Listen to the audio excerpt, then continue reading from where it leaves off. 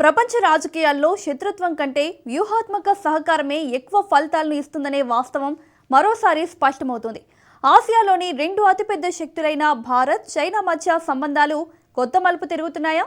సరిహద్దు ఉద్రిక్తతల నీడ నుంచి బయటపడుతూ వాణిజ్యం, సాంకేతికత, గ్లోబల్ గవర్నెన్స్ రంగాల్లో కలిసి నడిచే దిశగా అడుగులు పడుతున్నాయా? చైనా విదేశాంగ మంత్రి వాంగ్ యీ, భారత జాతీయ భద్రతా సలహాదారు అజిత్ దోవల్ సమావేశం వెనుక ఉన్న వ్యూహమేమిటి? గ్లోబల్ సౌత్ భవిష్యత్తును ప్రభావితం చేసే ఈ పరిణామాలపై లెట్స్ వాచ్ స్టోరీ.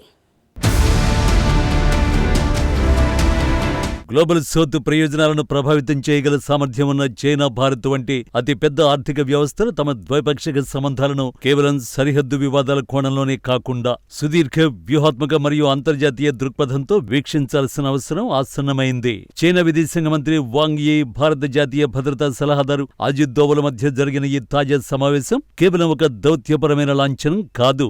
ఇది ఆసియా ఖండంలో నూతన భౌగోళిక రాజకీయ సమీకరణాలకు పునాది వేయగల కీలక పరిణామం. ఇరు దేశాల అగ్రనేతల మధ్య కుదిరిన పూర్వ సానుకూల అవగాహనలను కేవలం కాగితాలకే పరిమితం చేయకుండా ఆచరణాత్మక చర్యలుగా మార్చడం ద్వారానే పరస్పర అభివృద్ధి, ఆధునీకరణ సాధ్యమవుతాయి. ప్రపంచ జనాభాలో అత్యధిక వాటాను కలిగి ఉన్న ఈ రెండు శక్తులు తమ అంతర్గత విభేదాలను పక్కన పెట్టి పరస్పర సహకారంతో ముందుకు సాగితే అది గ్లోబల్ సౌత్ దేశాల పునరుజ్జీవనానికి మరియు బహుళ ధ్రువ ప్రపంచ నిర్మాణానికి బలమైన ఊతాన్ని అందిస్తుంది. ఉభయ దేశాల మధ్య సత్సంబంధాల పునరుద్ధరణకు పరస్పర ప్రధాన ప్రయోజనాలను గౌరవించడం అత్యంత కీలకం. ముఖ్యంగా ఎంతో సున్నితమైన చైనా భారత్ సరిహద్దు వివాదాన్ని మొత్తం ద్వైపాక్షిక సంబంధాలను ప్రభావితం చేసే ప్రధానాంశంగా మార్చకుండా దానికి తగిన ప్రాధాన్యత కలిగిన స్థానాన్ని మాత్రమే కేటాయించాలనే వాంగ్ యీ ప్రతిపాదన ఇక్కడ గమనార్హం. సరిహద్దుల్లో ఉద్రిక్తతల్ని తగ్గించడం ద్వారా ఏర్పడే సుస్థిరత ఆర్థిక ప్రయోజనాలను మెరుగుపరచడమే కాకుండా హిందూ మహాసముద్రం మరియు పసిఫిక్ ప్రాంతాలలో అవసరమైన సైనిక పోటీని కూడా నివారించగలదు. సరిహద్దు సమస్యను ప్రాంతీయ స్థాయిలో నియంత్రిస్తూనే వాణిజ్యం, పెట్టుబడులు మరియు సాంకేతిక పరిజ్ఞానం మార్పిడి వంటి రంగాలలో పురోగతి సాధించడం ద్వారా ఇరు దేశాలు తమ అంతర్జాతీయ పరపతిని మరింత పెంచుకోవచ్చు. సమకాలీన గ్లోబల్ ఆర్డర్లో చైనా సరఫరా గొలుసు నెట్వర్క్, భారత డిజిటల్ మౌలిక సదుపాయాల సామర్థ్యాలు పరస్పర పూరకాలుగా మారగలవు. పునరుత్పాదక ఇంధనం, ఆర్టిఫిషియల్ ఇంటెలిజెన్స్, సెమీకండక్టర్లు, ఎలక్ట్రిక్ వాహనాలు మరియు గ్లోబల్ మ్యానుఫ్యాక్చరింగ్ రంగాలలో ఇరు దేశాల భాగస్వామ్యం పాశ్చాత్య దేశాల ఏకఛత్రాధిపత్యానికి ప్రత్యామ్నాయాన్ని చూపగలదు. అయితే ఈ వ్యూహాత్మక ప్రయోజనాలు క్షేత్రస్థాయిలో సాకారం కావాలంటే కేవలం ప్రభుత్వాల మధ్య ఒప్పందాలు సరిపోవు. ఇరు దేశాల సమాజాలలో, మీడియాలో ఒకరిపై ఒకరికి ఉన్న ప్రతికూల అంచనాల్ని మార్చడం చాలా ముఖ్యం. సామాజికంగా మరియు ప్రజాబాహుళ్యంలో సానుకూల అవగాహనను పెంపొందించడం ద్వారా మాత్రమే రాజకీయ నిర్ణయాలకు అవసరమైన బలమైన సామాజిక పునాది మరియు ప్రజాదరణ లభిస్తాయి. ఇది దౌత్యపరమైన ఒడిదుడుకులను తట్టుకుని నిలబడేలా దీర్ఘకాలిక సంబంధాలను సుస్థిరం చేస్తుంది. చివరగా అంతర్జాతీయ వేదికలపై ఈ రెండు శక్తుల కలయిక గ్లోబల్ గవర్నెన్స్ నిర్మాణాన్ని పునర్వ్యవస్థీకరించగలదు. బ్రిక్స్ కూటమికి భారతదేశం భ్రమణ చైర్మన్ గా వ్యవహరిస్తున్న తరుణంలో ఆ యంత్రాంగం యొక్క విస్తరణ మరియు బలోపేతానికి చైనా పూర్తి మద్దతు ప్రకటించడం ఒక ముఖ్యమైన పరిణామం. సాంప్రదాయ ఆర్థిక వ్యవస్థలైన ప్రపంచ బ్యాంక్, IMF లకు ప్రత్యామ్నాయంగా ఎదుగుతున్న న్యూ డెవలప్మెంట్ బ్యాంక్ వంటి సంస్థల్ని బలోపేతం చేయడంలో భారత్, చైనా సమన్వయం అత్యంత నిర్ణయాత్మకం కానుంది.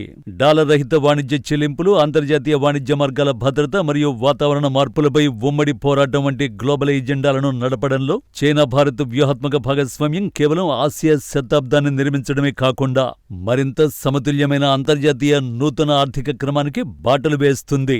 అదేవిధంగా ప్రస్తుతం ప్రపంచ రాజకీయాలు వేగంగా మారుతున్న నేపథ్యంలో భారత్, చైనా సంబంధాలకు కొత్త వ్యూహాత్మక ప్రాముఖ్యత ఏర్పడుతోంది. అమెరికా, చైనా వ్యూహాత్మక పోటీ, రష్యా ఉక్రెయిన్ యుద్ధం, పశ్చిమాసియా ఉద్రిక్తతలు, సరఫరా గొలుసుల పునర్వ్యవస్థీకరణ వంటి పరిణామాలు ఆసియా దేశాలను తమ సొంత ప్రయోజనాలను పునర్నిర్వచించుకునే దిశగా నడిపిస్తున్నాయి.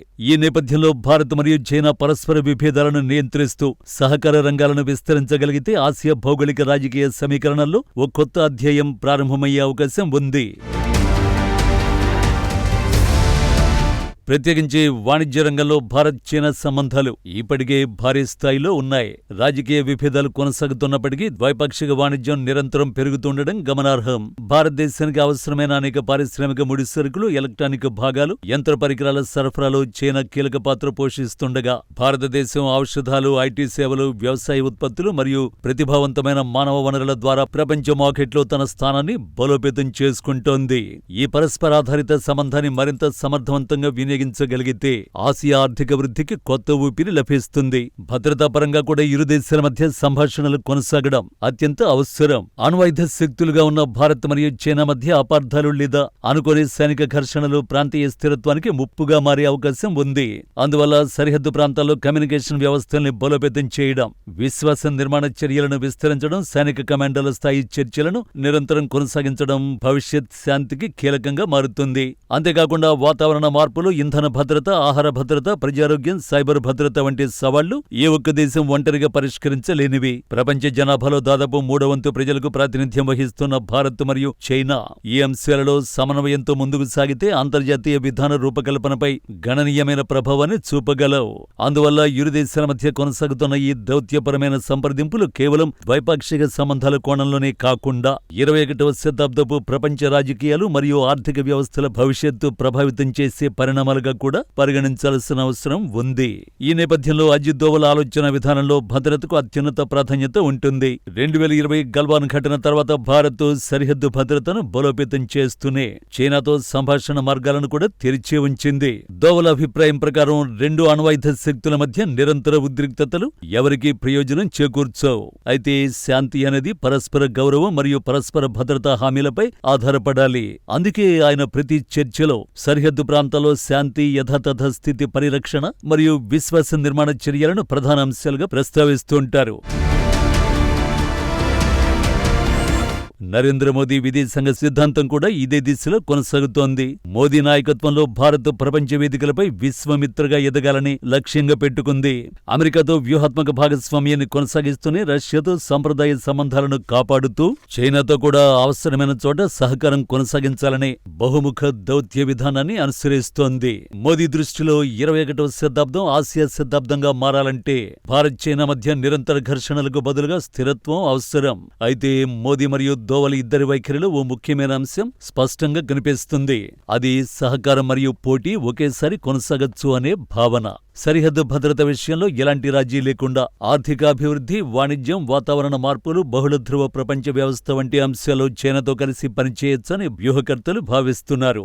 అందుకే భారతదేశం ఒకవైపు లడఖ్, అరుణాచల్ ప్రదేశ్ ప్రాంతాల్లో మౌలిక సదుపాయాలను వేగంగా అభివృద్ధి చేస్తుండగా మరోవైపు బ్రిక్స్, ఎస్సీఓ, G20 వంటి వేదికల్లో చైనాతో సమన్వయాన్ని కొనసాగిస్తోంది.